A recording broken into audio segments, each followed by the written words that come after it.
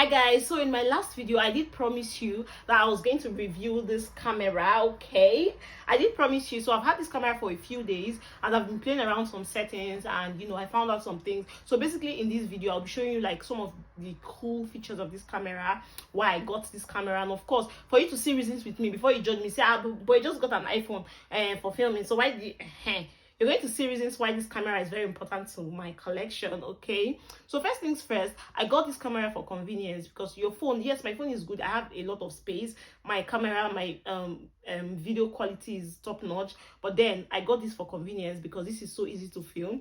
But with your phone, before you bring out your phone, put it, like if you see something like at the moment you want to like capture, you have to bring out your phone, your face ID, your password, turn on the camera. Before all of those processes, the thing will don't pass. But with this one, it is so fast, it is so easy. So another reason I got this was I got this for mainly outdoor shoot, because it is so small, it is so compact. Even if I don't want to use this like this stand, I can just film with my hand and it doesn't feel like I'm making any video. Everything is just smooth and crisp, unlike this one, because I film mostly for YouTube and I have to tilt my phone. You see that uncomfortable thing that you're tilting your phone? People are just going about their normal lives, not like they send you anyways, but you're just tilting your phone and it's more like all eyes on you. What's this girl doing?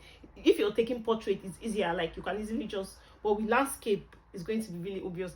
Anyways, this is me just justifying why I got this camera, but I want to let you see for yourself why this camera is important. Okay, anyways guys, towards the end of this video you're going to watch a comparison between this camera and my iPhone 17. By the way, I use an iPhone 17, not the Pro or the Pro Max, so I'll do an unedited shots with this camera and of course with my iPhone 17. So I'll film at different times of the day so that you guys are going to get a full grasp of what I'm talking about. So I'll film in the morning, I'll film afternoon, hopefully the sun comes out, but we've not had the sun for the longest time, so the sun may not be out. But anyways, I'll do a morning shoot, I'll do an afternoon shoot and a night shoot, so you guys are going to be the judge. What do you think? And it will be totally unedited, no color grading, no additional no form of editing, raw the way it is. So you guys are going to help me judge which one is better. Obviously I feel like the iPhone 17 would be better, I don't know, but anyways, you guys are going to help me judge. Mind you, like I said, with this camera, color grading is everything, editing is everything. You can see the raw footage and you don't like it, you're like, what's this, but when you edit it, you're like, oh my god. Because I've watched a lot of videos where like these guys do the editing and I'm like, this camera, I have to buy it. But then the first impression I had with it is that it looks really bland. Sometimes it feels like it's looking like black and white. Anyways, I'm going to let you be the judge anyways. Okay, so yeah, let's get started.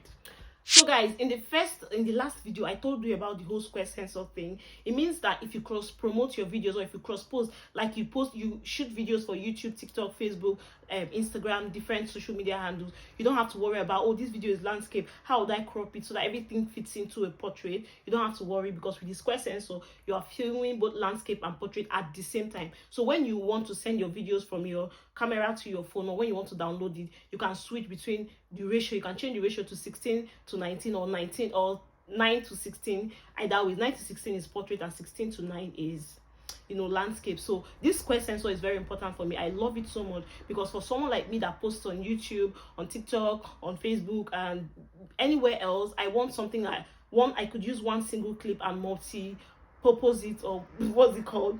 I could use one single clip and I can post it on different channels without cropping out the most important aspects of the video. So the square sensor is one thing for me. Another thing about this camera is that you can shoot in 1080p, you can shoot in 2K, 2.7K, you can shoot in 4K, you can shoot in 8K. 8K shall only works for default mode, but at least 4K is like general. Like for instance, my phone usually films in 4K, so yeah, you can film in 4K. So different modes depending on your mood, depending on what you want to achieve. For these people who are really good editors, depending on how they want to do like a cinematic whatever, but this camera allows you to do that. Also, you can take pictures with the camera, of course. Of course, it's not just for videos. You can take pictures with the camera, and like I said before, this really comes up really fast. I'll say that like later on anyways, but you can take pictures. There are other features like you can do portrait, you can do subject tracking. You know how like you're moving this way and the camera captures you? Yeah, you can achieve that with this. You can achieve slow-mo, you can achieve time lapse, you can achieve different things, loop videos with this, not just regular videos. Then super night, there's also the super night feature. Of course, when you're filming at night, you know that like you need extra brightness. It's not extra brightness, but you need more, to make it pop. There's also a super nice filming, okay, for people who like to go out and take nice pictures and make nice videos. So yeah, another thing about this camera is that there are two ways to charge. You can either charge it directly. There is a USB spot. When I was unboxing this, I didn't even notice this USB. It was later on. It has a USB port here, so when the battery is inside the camera, you can charge here. As you can see, you can charge. So if you have a power bank, you can be, while you're using it, you can also be charging. And of course, you know that the battery life is like 4 hours if you're filming on 1080, that's 1080p, then it can last you for 4 hours. But on 4K it's like 2 hours. But then I think it is advisable to get, especially if you bought the standard combo that comes with just one battery, it is advisable to have a standby power bank. So while you're filming, you can just have the power bank in your pocket and charging, okay? So but for us to have backup, I think we also need to a power bank at some point, but at least it feels good to know that you have two batteries. So you either charge directly or you charge with the battery case. I showed you guys the battery case. So you put the batteries in the case and then of course you charge. Mind you, the battery case also serves as a mini power bank for your phone. So if your phone is really going to die soon, you can use your battery case to charge your phone, okay? So yeah, the battery case, of course, you don't expect it to charge your phone 100%, but at least it goes, a long way. Another feature that really looks important and many people may not even talk about it is the fact that it has a silicone extension. You see this hole, it is silicone. You know what silicone is like? More like rubber. You know what silicone basically is. So this extension is very comfortable to hold. So even if you're filming for 10 hours and you hold this, your hand wouldn't feel like you're holding anything. It feels really comfortable, very soft, very, So I like, particularly aside the fact that these guys would have made this a tripod, I like this whole extension. You can see the quality. It makes really a good sense. So whenever I hold it, it doesn't feel like I'm holding anything. I like how comfortable it is. So another thing I like about this camera, like I said, it's so easy to film. This is the power button, and when you press the power button, it comes on in 3 seconds. Like before you say Jack Robinson, it is on. So let's just try it out. So this is the power button, like I said. So I'll click on it. 1 2 3, it's up. Is up like immediately. So if you see something and you want to film on the go, you don't have to bring out your phone, do your face ID or put in your password, and immediately it comes on and you can just start filming, okay? So I like how easy it is to come on. Another thing I like is how easy you can switch from front to back. So you know how I told you in my last video that sorry, let me turn this off. You know how I told you in my last video that with the DJI, you're either filming portrait or landscape. And also, if you want to switch from your face to the back, from the front to the back, I think you have to press that gimbal stuff and then the camera now moves to the back. But with this one, it's easy. So I'm filming my back like this, I'm filming like this, and then I want to film myself. I just need to turn my hand and like that's it. I have total control over, how like sometimes you want to switch and then the camera is as if the camera is shaking or whatever. No, because it is you that have total control. So it's so easy for me to like this and just turn and life goes on. So if I'm filming myself, for instance, and I see something behind me that catches my attention and I need to capture it, I just turn like instantly. So it is so easy to switch from the front to the back camera. So another thing I like about this camera is that you can make the best out of it. There are so many settings that you can put in, that you can edit, add or remove to make your cameras or your videos pop, your videos or your pictures. For instance, you have the D-Log. D-Log has to do with light, but I noticed that I prefer to use the normal 10-bit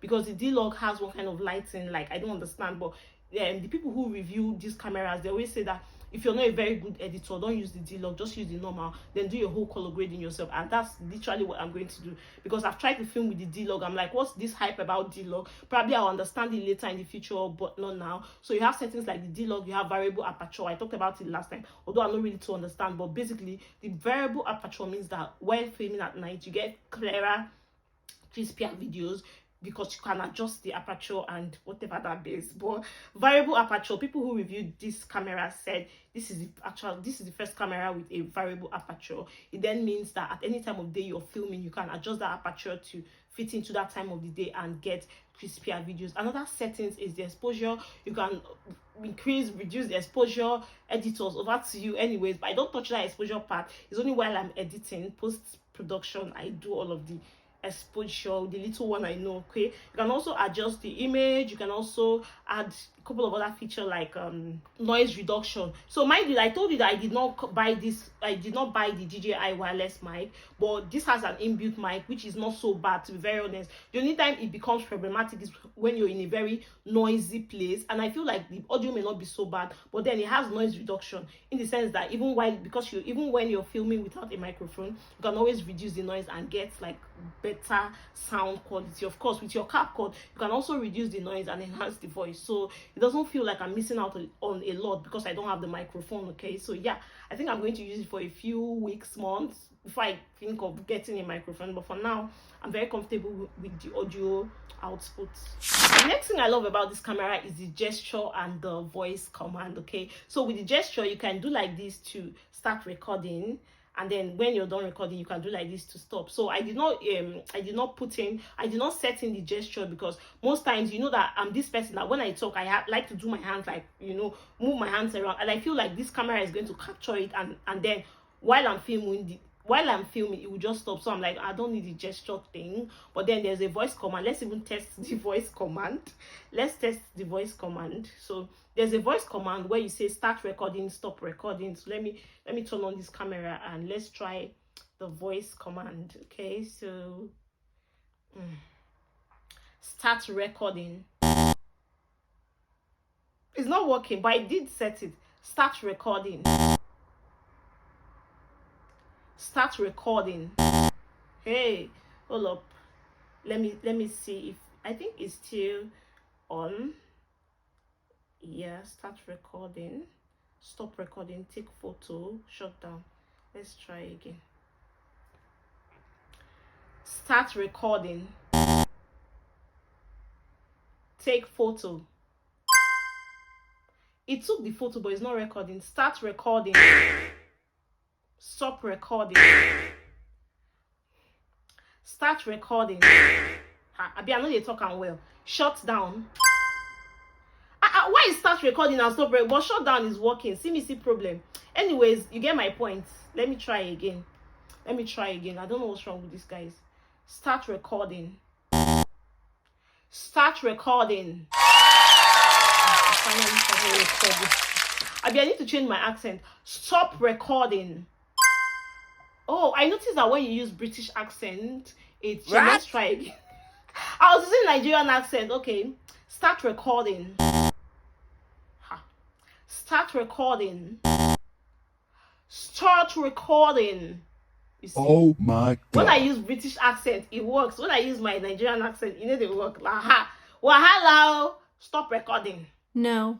It will not stop. Stop recording. Well, hello for who not get British accent. So guys, you get my point, right? Yeah, you do. Anyways, the voice command is I love it because sometimes you feel too lazy to press. You're like, start recording. But then I noticed that anyways, I think they need to work more on it because every accent should be allowed. Now, English I speak, start recording is an English word. I don't know why it was not capturing it. Yeah, anyways, you get my point, right? One downside to this camera is the 50 gig storage. It has 50 gig internal storage. I feel like it should have been more, but anyways, what are we going to do? My phone is currently 525 gig, 520 something gig. I can't even remember again. So 50 gig feels like it's too little because I filmed some short clips, like 2 minutes, 3 minutes, and it's coming out 600 and something MB. I'm like, so that means 20 something minutes and 30 something minutes on this thing. 50 gig is gone. So I think I need to get an SD card like as soon as possible. If not, I'll have to film, and immediately I film, I have to send it to my phone. Immediately I film, so even when I'm not ready to upload, I just have to send it to my phone so I can delete it on this camera. 50 gig feels like it's too small. So there are two ways to send files from this camera to your phone. So initially, one of the reasons I did not want to get an external camera or another camera was the fact that I felt like my laptop was too slow to, getting all those videos that are like 10 gig, 20 gig, it's going to slow down. This is my laptop.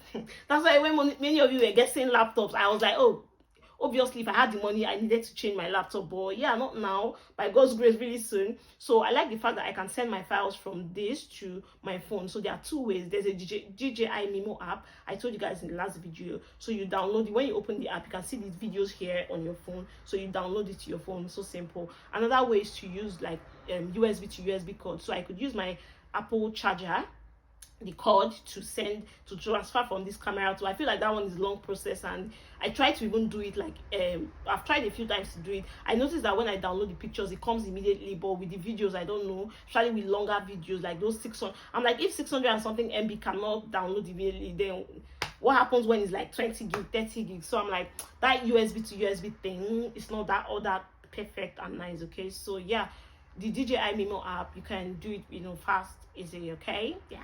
Well, unfortunately for Android users, the DJI Memo app is not available on Google Play Store. I really don't know why. Imagine disenfranchising all Android users. It's not nice for them anyway. So if you're an Android user and you're planning to get this, stop. First of all, get an iPhone or a MacBook, but this particular one, or this DJI, I think the whole DJI cameras anyways would not work with an Android phone, which I feel doesn't make sense. Why are you not on Google Play Store? Like, everybody must use an iPhone. Anyways, that's what I said I should show you guys in this video. Okay, tell me if this is worth the buy. Tell me if this camera is worth it or not. Okay, so yeah, thank you so much for watching this video. Please like, of course, leave a comment and subscribe if you haven't. And subsequently, you'll be seeing a lot of outdoor videos with this camera, and whenever I film with this camera, I'm certainly going to let you guys know. Okay, so you guys can tell me if it's worth it after the editing or not. Remember to use my affiliate link if you are going to if you're interested in this camera and you want to buy. You could use my Amazon affiliate link. And thank you so much, and thank you always for your support, and I love you.